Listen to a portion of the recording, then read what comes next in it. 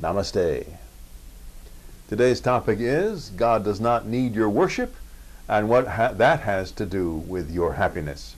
It used to be that people who were raised in religion felt they needed to worship God. If they did not worship, then that would add to their list of sins, and those sins would eventually catch up to them. Enough sins accumulated and unpardoned, and they would be sent to hell at their death.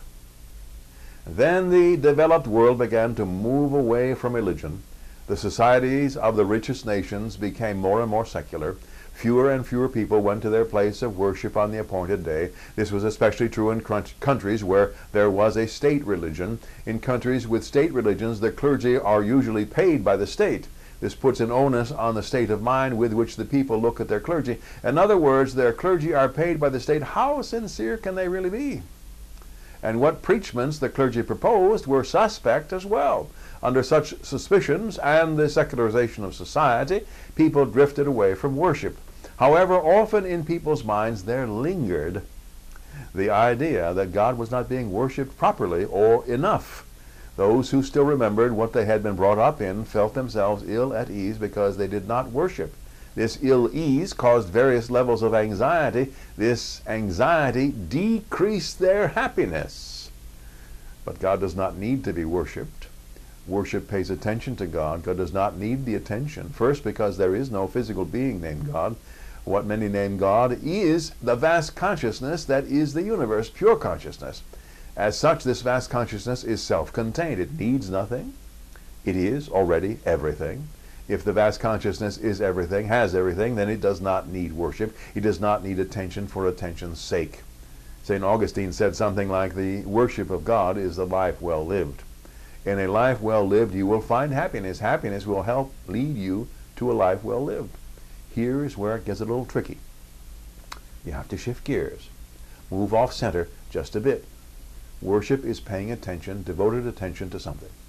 God does not need your whining attention, but the vast consciousness of the universe wants you in touch. Careful. Proceed with caution.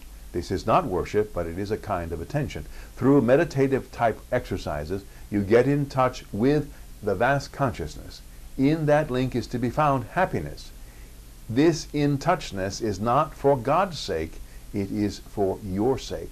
When in touch with the vast consciousness, you know you are accepted and that you are eternally belonging. Across that link, there are no conditions or qualifications. When you have found your home in the vast consciousness, you know happiness and meaning.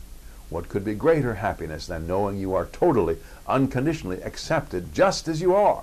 What could bring greater meaning to your life than understanding your own place in the universe? There is no worship needed or wanted because you have formed a sort of partnership with the vast consciousness. Your consciousness communicates with the vast consciousness. You share thoughts with God. You can share everything with the vast consciousness. What greater way can there be to promote your own happiness than participating in this partnership? What's your part as a result? Simply to experience as much as you can through your life. It is that simple and that profound. This does not mean that you must not participate in worshiping communities. It means that you need no longer feel compelled to take part, nor need you feel condemned if you do not take part. You can enjoy the fellowship and the warm feelings if you choose to. So, change from worship to partnership through the unconditional acceptance of the vast consciousness. In that partnership, you will know happiness. Begin today. May you know happiness and the root of happiness. Namaste.